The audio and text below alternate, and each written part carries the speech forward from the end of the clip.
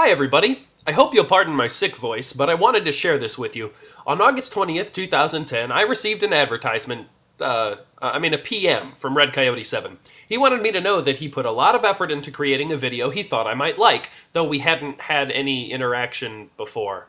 Unfortunately, the video seems to be just another Glenn Beck echo, but they say not to judge a book by its cover, so let's check this out.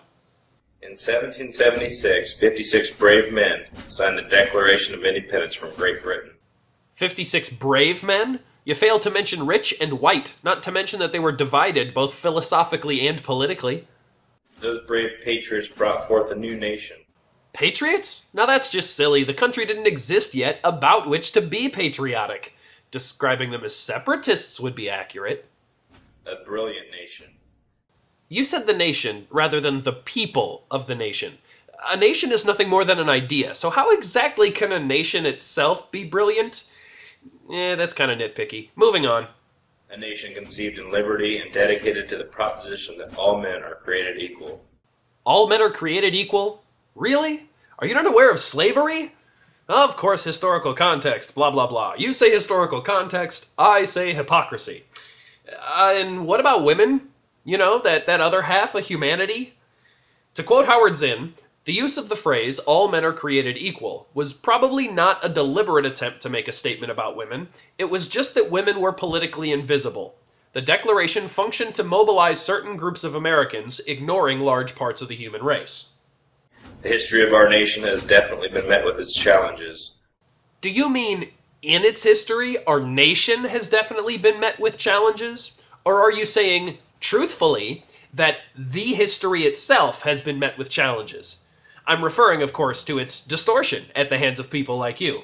We aren't a perfect people, but our founders created the most perfect form of government. No they didn't. They only involved rich white men. At least they could have included everyone. And follow your script next time, man. The voiceover is even more ridiculously hyperbolic than the text. They fled the clutches of England. They decided to throw off the yoke of tyranny and declare independence and sovereignty, even when the consequences were huge. They fled and threw off the clutches and yoke of England's tyranny. Oh, not exactly. Aside from the fact that they simply replaced England's tyranny with their own, the Declaration of Independence didn't establish a new government. That would be the Constitution, signed 12 years later, and many of these guys didn't want autonomy from England, but simply wanted a representative of the colonies in Parliament. And overwhelmingly, the subsequent consequences were only huge for the poor, not these guys. Who funded the war? Who died on the battlefield? The lower class, of which these 56 brave men were not a part. Holy shit, I'm only 30 seconds into this festival of misinformation. As Ronald Reagan put it, they pledged their lives, their fortunes, and their sacred honor. They? Who is they? I don't know the original context, though I can guess, but to use this quote in this particular manner is to paint about 2 million people with quite a broad brush. Unlearn the bullshit they taught us in grade school, stating implicitly or explicitly that people of the Revolutionary era were all of one mind, is as silly as stating the same thing about people today. It's just not true. Some forfeited their fortunes and their lives, but none sacrificed their honor. Again, you're painting with too broad a brush, attempting to deprive a diverse group of people of their diversity. Bear with me a moment as I digress. Can't the vast majority of us agree that corporate, commercial, capitalist interests, being based not on any virtue but on the motive of profit, do not align themselves with humanity's interests the vast majority of the time? For example, during the Great Depression, again quoting Howard Zinn, there were millions of tons of food around, but it was not profitable to transport it, to sell it. Warehouses were full of clothing, but people could not afford it.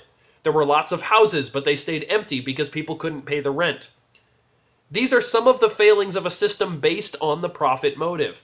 Again, that which is good for a company is probably bad for the masses. So shouldn't we think ill of those who speak on behalf of these corporations? Ronald Reagan has been a corporate spokesman long before he had any presidential aspirations. The links have some examples here. His stance has always been clear. He was a corporate man from very early on. It's a funny non-coincidence that you have used him as your spokesman, just as corporations have used him as theirs. Come on. Ronald fucking Reagan?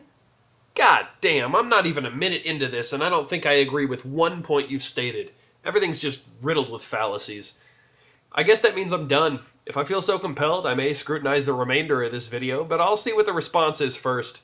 Please, look at history from the little guy's point of view for a change. Remember that everything is the sum of its diverse parts, and this region's people are no exception.